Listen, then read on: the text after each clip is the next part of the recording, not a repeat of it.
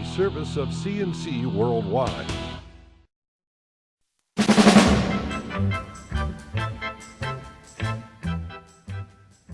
The CNC Daily Podcast is a service of CNC News. It is brought to you by the Greece Chamber of Commerce, providing more than 800 member companies with business solutions since 1984.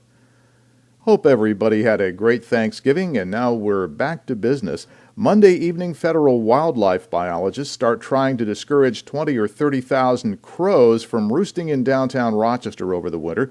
Starting at 5 p.m., they'll be using firecrackers, play tapes of distressed-sounding crows. They'll shine searchlights and also lasers at the roosting birds around St. Mary's Park downtown. City Hall says this doesn't hurt the birds, but it does encourage them to look for a quieter place to spend the night, and their hope is this huge flock will disperse over a wider area.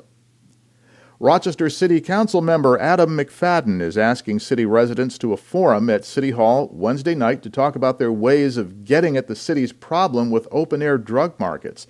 McFadden wants to try out a Washington, D.C. experiment in Rochester. He wants to allow police to temporarily name areas where drug sellers operate frequently as drug-free zones. Even as many as two people talking together on the street would then be liable to being approached and questioned by police while that zone is in effect. Mayor Tom Richards and some other council members have constitutional issues and also wonder about how it could be enforced. McFadden wants people to give their sentiments starting at 6:30 Wednesday in the City Council chambers.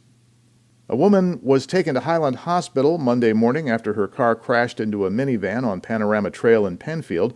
The Monroe County Sheriff's Office says the van was on the exit ramp from Route 441 down to Panorama Trail and trying to make a left turn when it was struck by a car passing in the opposite direction. The impact flipped the minivan on its side. Both drivers suffered minor injuries.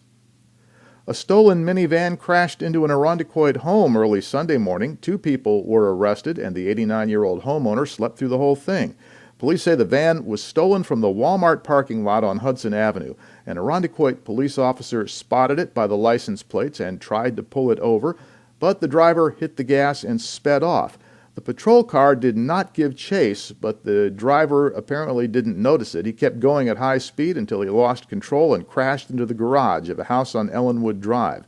One man was arrested at the scene. The other was tracked down with the help of a Monroe County K-9 unit.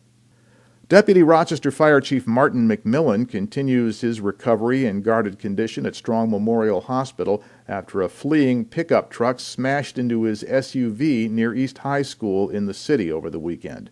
The truck with 3 people on board was trying to escape from a police chase that started in Wayne County and ended abruptly with the crash at Main and Ohio streets. It started when Macedon's police chief responded to a shoplifting call from the Macedon Walmart. He'd tried to stop the pickup with the suspects on board, but driver Charles Damascello tried to ram his police cruiser and then sped away. Police gave chase to Damascello and his 2 female passengers, chased them into Monroe County and into the city of Rochester, where it finally ended with that crash. All 3 of the suspects were also taken to Strong, and all are facing multiple charges when they recover. Rochester Mayor-elect Lovely Warren is on her way to Harvard University this week for a 3-day seminar with more than 20 other new mayors from American cities.